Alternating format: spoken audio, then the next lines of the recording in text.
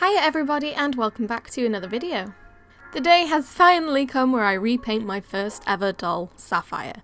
I've been wanting to do this for a while and I thought with the world being the way it is thanks to the Mexican beer, now was as good a time as any to repaint my first custom. I opted to use a new doll instead of the old one so she serves as a visual reminder of my progress in this hobby, and I'd like to think I've come some distance with my skills and knowledge since starting, so without further ado, let's begin. To be honest, I think I could have done a worse job on a first doll. There's obvious things that are questionable and terrible, such as the bumpy paint on the eyes caused by me not washing down my paints, no hemming on the top or skirt, it's incorrectly attached, or rather not attached at all. The ribbon belt is the most half-assed thing I've ever done, and the poor girl just looks like she's been dragged backwards through a damn hedge. With my self-roast now finished, I don't want to discount my feelings when I finish this doll. I was super proud of her and I still am, I just think she deserves better. I gave VL a new face, which you can watch here. The paint stained her face and it also stained Sapphire's, and this was most likely due to some cheap and nasty paints I was using at the time. But I digress. Let's begin.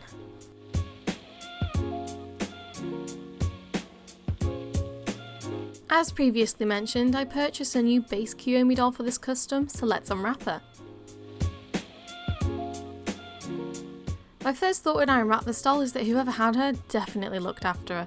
She looks like she's come straight out of the box. I've never bought a doll in such good condition before, and she even has the elastics to keep her accessories in place.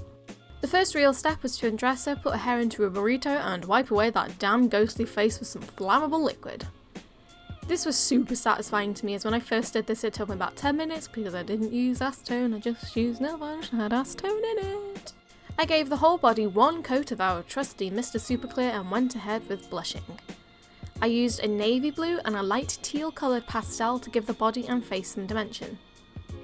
I did 2 layers of blushing to the body and face.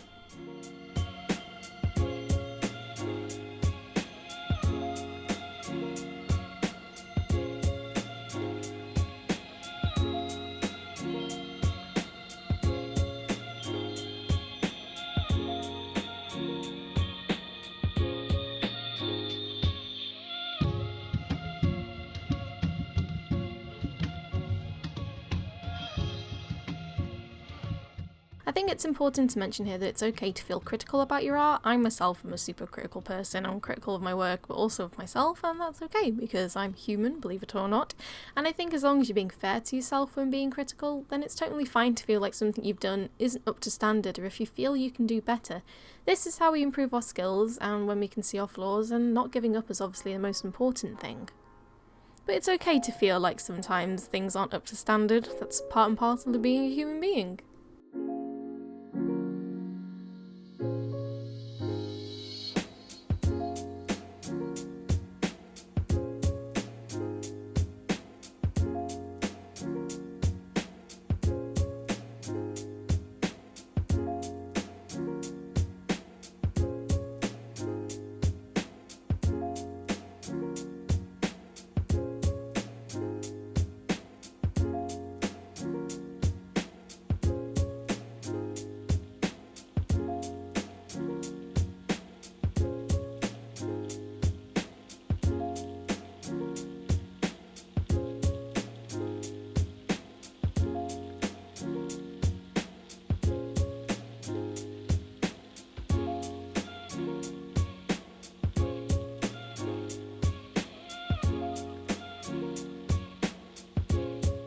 I added freckles because I think freckles on dolls are cute as hell, and I also gave her some eyelashes because why not?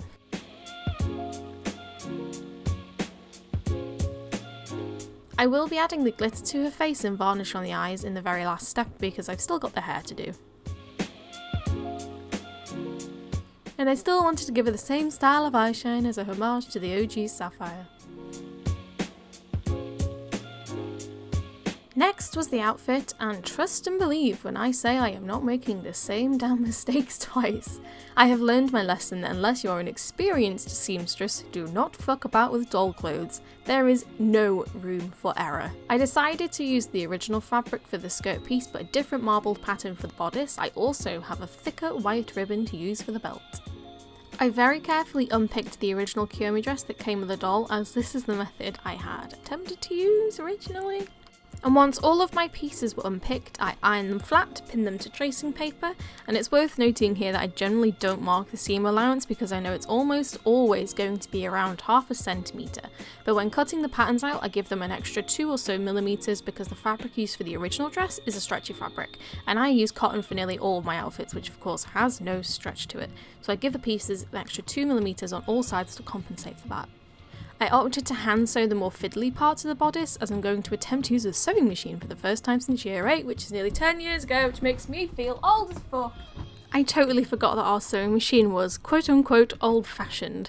It's very much electric, but I was expecting buttons instead of dials. It took a little bit of time to get going and I eventually had to enlist the help of my mother to help me thread the machine and just to get it going. And just to get a feel for it, I used some scrap pieces of fabric to get used to the pedal, as I haven't used one in nearly 10 years, and also to get used to how the machine handles because not every sewing machine is the same.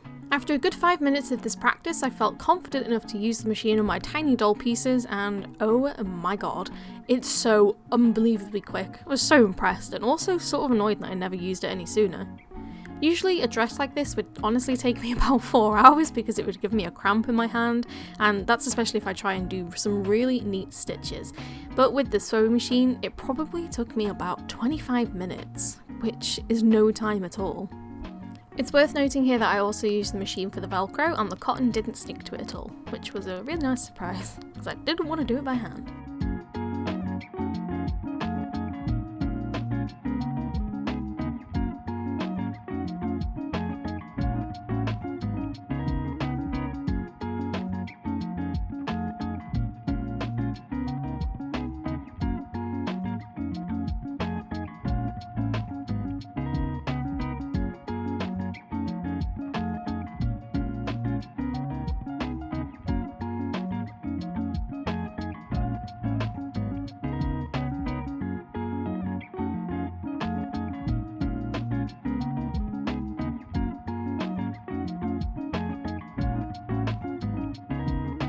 I didn't paint the shoes the first time round because I thought they would be too fiddly, how times have changed, which I now realise is a hugely wasted opportunity, considering that these shoes are so beautifully sculpted.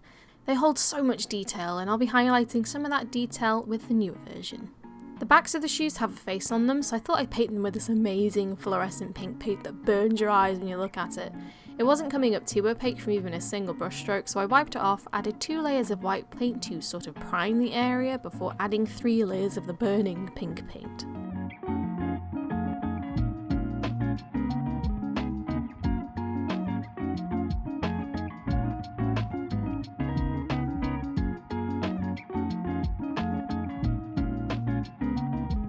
Normally when painting shoes I would always recommend that you add a final coating of Modge Podge or PVA glue or some sort of varnish, but for this time I decided to leave it because the shoes are translucent anyway. Modge Podge would kind of make that a bit more foggy and I don't like using high gloss varnish because it peels off, so I decided just to leave them uncoated.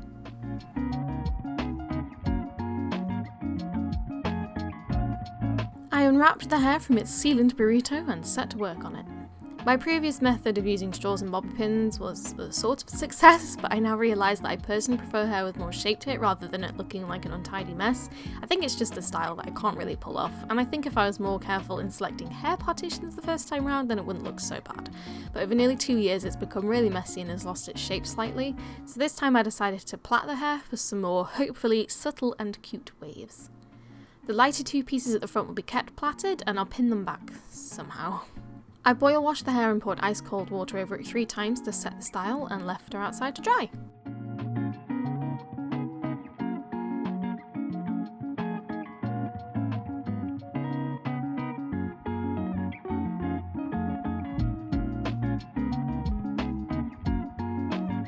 Once she was dry I undid the plaits and I'm really pleased with how they turned out. I think they ended up looking adorable. I still don't have any small elastics, so I kind of had to fiddle around using some cotton to wrap around the hair, and then I sewed a small bow to the plait at the back.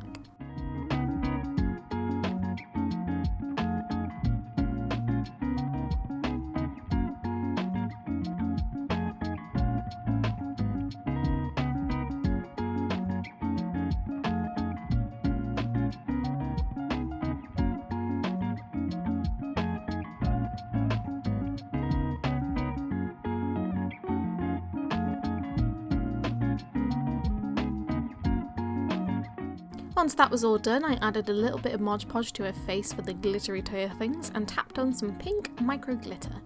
I won't lie to you, glossing over the eyes was really stressful. When styling the hair, I noticed some blue watercolour had come off her eye, and it wasn't too noticeable, so I didn't really think much about it. And then as I was glossing the eyes, I realised the eye itself wasn't covered in sealant, so the whites of the eyes were seeping into the gloss, and this happened on the other eye too, but with black people, and it was super stressful to clean up, but I eventually managed to do it. I don't really know what happened here because I definitely think I gave the doll 2 sprays after her face was done, but then again, maybe I didn't, I don't know. One final addition which isn't on the original doll but something I really wanted to do was to add her a little bag. I really enjoy making doll bags out of card, and I had the base lying around from a previous project that went unused, so I thought I'd go ahead and use it seeing as it's blue anyway. I didn't really think of how to close this bag when I originally made it, but I thought a way around this would be to use some hot glue and magnets. This would be secure enough so that the magnets don't pop off from the card, as opposed to if I were to use Modge Podge or PVA glue, but it's also not thick enough to affect the strength of the magnets. To decorate the bag, I added some flowers, nail art things, a little bow, painted on some small details, and I was pretty happy with the finish. And so now that all of our pieces are finished, they've had their details added, it's time to put her together and see the final product. Everyone's lining up to see her. There must be something about her features. You'll find her beauty goes much deeper once you get to meet her. Let me paint a picture. I see they don't understand. Feeling like Picasso. She brushing against my hands. Seen you from around the way. You didn't give me the time of day. You be making moves that yeah, who really care what Simon say? All the bad things, girl, I had to look past that. Call yourself a dime, I'm just trying to get my cash back. You be looking fine, so no wonder they can't match that. Louis V scarf, or I'm chilling with a dad hat. Whoa.